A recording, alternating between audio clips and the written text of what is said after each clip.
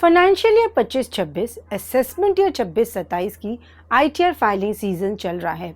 यदि आप अपनी आईटीआर फाइल कर चुके हैं और इसे विद इन 30 डेज आपने ई वेरीफाई कर दिया है, अब सीपीसी बेंगलुरु द्वारा आपकी आईटीआर को प्रोसेस किया जाएगा और फिर आईटी डिपार्टमेंट आपके पास intimation under section 143 sub section 1 भेजेगा।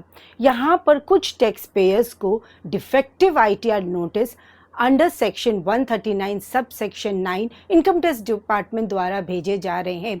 आज इस सेशन में हम आपके साथ डिस्कस करेंगे कि ये डिफेक्टिव आईटीआर नोटिस क्या हैं, इसे आप पर क्यों इशू किया जाता है और इसका रिप्लाई आपको कैसे और कब तक देना है, और यदि आप टाइमली अपना रिप्लाई नहीं देते हैं और इस नोटिस को इग्नोर करते हैं तो आपको क्या क्या कंसिक्वेंसेस फेस करने पड़ सकते हैं। वीडियो इंपॉर्टेंट होने वाली है और आप सभी को सेशन के एंड तक मेरे साथ बने रहना है।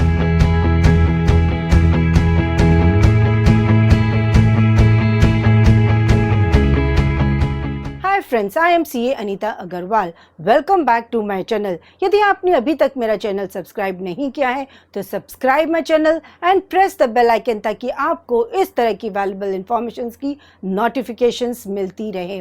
चलिए अब आपके साथ डिस्कस करते हैं defective ITR notices issued by IT department under section 139 sub section 9। सबसे पहले समझते हैं कि डिफेक्टिव रिटर्न क्या होता है। डिफेक्टिव रिटर्न, अगर आप अपनी आईटीआर फाइल करते वक्त कोई इंपॉर्टेंट इन्फॉर्मेशन आपने मिस कर दी या गलत आईटीआर फॉर्म आपने फाइल कर दिया या आपने गलत इन्फॉर्मेशन अपनी आईटीआर में प्रोवाइड की है या मैंडेटरी शेड्यूल्स आप कंप्लीट नहीं किए हैं तो डिपार्टमेंट आपके रिटर्न को डिफेक्टिव मान सकता है और सेक्शन 139 सब सेक्शन 9 के अंडर डिफेक्टिव आईटीआर नोटिस आप पर इशू किया जा सकता है। डिपार्टमेंट आपसे कहता है प्लीज़ अपनी मिस्टेक को आप करेक्ट कीजिए। एक बार आप अपनी आईटीआर फाइल कर चुके हैं तो आपको समय समय पर अपनी ई फाइलिंग इनकम टैक्स पोर्टल पर लॉगिन करके अपनी आईटीआर फाइलिंग की प्रोसेसिंग के स्टेटस को ज़रूर देखते रहना चाहिए। आपको इस बात का ध्यान रखना चाहिए कि डिपार्टमेंट की तरफ से आप पर कोई defective ITR notice under section 139 sub section 9 issue तो नहीं किया गया है। एक बार आईटी डिपार्टमेंट की तरफ से आप पर defective ITR notice under section 139 sub section 9 issue किया गया है तब आपको विद इन 15 डेज उस नोटिस का रिस्पॉन्स करना आपके लिए मैंडेटरी है। अगर आपका कोई जेन्युइन रीज़न है जिसके वजह से आप अपनी डिफेक्टिव आईटीआर नोटिस का रिप्लाई सबमिट नहीं कर पा रहे हैं तो उस केस में आप अपने एओ से एक्सटेंशन की भी रिक्वेस्ट कर सकते हैं। इस तरह के नोटिसेस जनरली किसी भी टैक्स पेयर को उसकी email ID, registered email ID पर या उसके ई फाइलिंग इनकम टैक्स पोर्टल पर लॉगिन करके वो इस तरह के डिफेक्टिव आईटीआर नोटिसेस को आप देख सकते हैं। डिफेक्टिव आईटीआर नोटिसेस को इशू करने के मुख्य रीजंस क्या हो सकते हैं। इनकम्प्लीट आईटीआर, किसी शेड्यूल को ब्लैंक छोड़ दिया। एग्जाम्पल, 80G डोनेशन क्लेम किया था लेकिन ट्रस्ट डिटेल्स आप भरना ही भूल गए। सेकेंडली है आपकी टैक्स पेमेंट डिटेल्स मिसिंग है। आपका या तो चालान डिटेल्स, बीएससी और कोड, सीरियल नंबर, डेट फाइल नहीं की है। आपका थर्ड रीज़न जिसकी वजह से आपकी रिटर्न को डिफेक्टिव रिटर्न डिक्लेयर कर दिया जाता है उसकी वजह है टीडीएस का मिसमैच। आईटीआर और फॉर्म 26 एएस के फिगर्स में मैच आपको ज़रूर से मैच कर लें। अगर यहाँ पर टीडीएस का कोई भी मिसमैच हुआ तो आपकी रिटर्न को डिफेक्टिव रिटर्न आईटी डिपार्टमेंट द्वारा डिक्लेयर किया जा सकता है। फोर्थ रीज़न इस टीडीएस क्लेम किया है।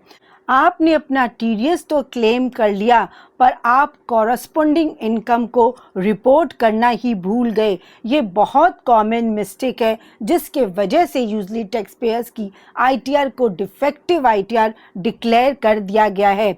यदि आपकी कोई भी बिजनेस इनकम है और उसकी टर्नओवर एक फाइनेंशियल ईयर में 1 करोड़ से ज़्यादा है तो वहाँ पर आपको प्रॉफिट एंड लॉस और बैलेंस शीट फाइल करना मैंडेटरी है। और यदि आप ये मिस कर देते हैं तो आपकी रिटर्न डिफेक्टिव रिटर्न हो जाती है। प्रिजम्पटिव टैक्सेशन के केसेस में इनकम टैक्स आईटीआर फॉर्म्स में फाइनेंशियल ईयर 25-26 में बहुत सारे चेंजेस किए गए हैं और यहाँ पर financial statements regarded to presumptive taxation में भी कुछ मेजर चेंजेस हुए हैं।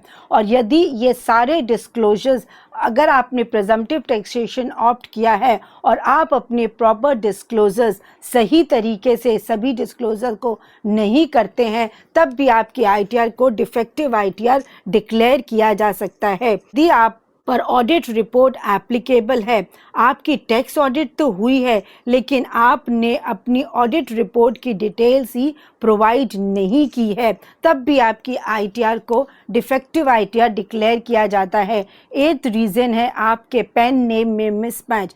पैन डाटाबेस और आईटीआर में आपका नाम में कोई मिसमैच नोटिस किया गया है। आपने डिफेक्टिव आईटीआर नोटिस रिसीव किया, अब आपको उसको खोलकर अच्छी तरह रिव्यू करना है कि आपसे उसमें क्या गलतियां हुई हैं। फिर उसे रेक्टिफाई करके आपको ई फाइलिंग इनकम टैक्स पोर्टल पर ऑनलाइन रिस्पॉन्स सबमिट करना है। जब भी आप इस तरह का नोटिस रिप्लाई करें, आपको रिसीव करें, उसे विदिन 15 डेज़ आप उसका रिप्लाई ज़रूर सबमिट करें। और यदि आपको लगता है कि आप 15 डेज़ में रिप्लाई सबमिट नहीं कर सकते, उस केस में आप अपने असेसिंग ऑफिसर को एक्सटेंशन के लिए अप्लाई कर सकते हैं। और यदि 15 डेज़ लैप्स हो गए हैं और उसके बाद अपनी आईटीआर को आप रेक्टिफाई करते हैं बट बिफोर द असेसमेंट, इस केस में भी असेसिंग ऑफिसर आपके डिले को कंडोन करते हुए आपकी रिटर्न को वैलिड ट्रीट कर सकता है। अगर आप 15 डेज़ के अंदर इस तरह की नोटिस का रिप्लाई नहीं करते हैं तो आईटी डिपार्टमेंट द्वारा आपकी आईटीआर को इनवैलिड डिक्लेयर कर दिया जाएगा, मतलब कि आपने अपनी आईटीआर फाइल नहीं की। इनके कुछ कॉन्सिक्वेंसेस जो आपको फेस करने पड़ सकते हैं वो है आपका रिफंड होल्ड हो जाएगा, आप पर इंटरेस्ट और पेनल्टीज एप्लीकेबल की जाएगी, आप अपने लॉसेस को फिर कैरी फॉरवर्ड नहीं कर पाएंगे और कुछ एग्जम्पशंस को भी आपको डिडक्शंस आप क्लेम नहीं कर पाएंगे। How to download and response to the notice. इस तरह का नोटिस आपको कहाँ मिलेगा? नोटिस आता है आपके रजिस्टर्ड ईमेल पर और इनकम टैक्स पोर्टल के पेंडिंग एक्शंस ई प्रोसीडिंग सेक्शन में भी अवेलेबल होता है। वहाँ पर आप अपना जो भी आपका defective ITR notice under section 139 sub section 9 department द्वारा इशू किया गया है, उस पीडीएफ को आप डाउनलोड करें, फिर उसे आप रिव्यू करें। उसे ओपन करने का आपका पासवर्ड है आपका pain in lower cases plus आपकी डेट ऑफ बर्थ। फिर आपको सबमिट रिस्पॉन्स पे क्लिक करके अपना रिस्पॉन्स आपको सबमिट करना है। अब समझते हैं कि इस तरह के नोटिसेस का आप ऑनलाइन रिस्पॉन्स कैसे सबमिट करेंगे। आप जब भी अपना रिस्पॉन्स को सबमिट करते हैं तब आपको 2 ऑप्शंस मिलेंगे, एग्री या डिसएग्री। अगर डिफेक्ट जेन्युइन है, एग्री सेलेक्ट कीजिए, अपनी जो भी आपने अपनी आईटीआर में मिस्टेक्स की हैं उसे करेक्ट कीजिए और जेसन अपलोड कीजिए और फिर उसे सबमिट कर दीजिए। रिस्पॉन्स सबमिट होने के बाद उसको विड्रॉ नहीं किया जा सकता। बहुत से लोग ये पूछते हैं कि क्या हम अपनी रिवाइज आईटीआर भी फाइल कर सकते हैं। यदि आपका रिवाइज आईटीआर फाइल करने का टाइम पीरियड लैप्स नहीं हुआ है तो आप अपनी रिवाइज आईटीआर भी फाइल कर सकते हैं, पर सिर्फ रिवाइज रिटर्न फाइल करना यहाँ पर सफिशिएंट नहीं है। आपको पोर्टल पर सेक्शन 139 सब सेक्शन 9 नोटिस का रिस्पॉन्स भी सबमिट करना होगा क्योंकि डिपार्टमेंट इसे एक अलग कंप्लायंस मानता है। अगर आपको भी आईटी डिपार्टमेंट की तरफ से इस तरह का defective ITR notice section 139 sub section 9 IT department द्वारा इशू किया गया है तो आपको पैनिक नहीं करना है। आपको उस नोटिस को डाउनलोड कर उसे ध्यान से पढ़ें, जो भी उसमें गलतियां हैं उसे रेक्टिफाई करके टाइमली अपना रिस्पॉन्स फाइल करें। अगर वीडियो अच्छी लगी तो इसे लाइक करें और ज़्यादा से ज़्यादा लोगों में इसे शेयर करें in order to create awareness.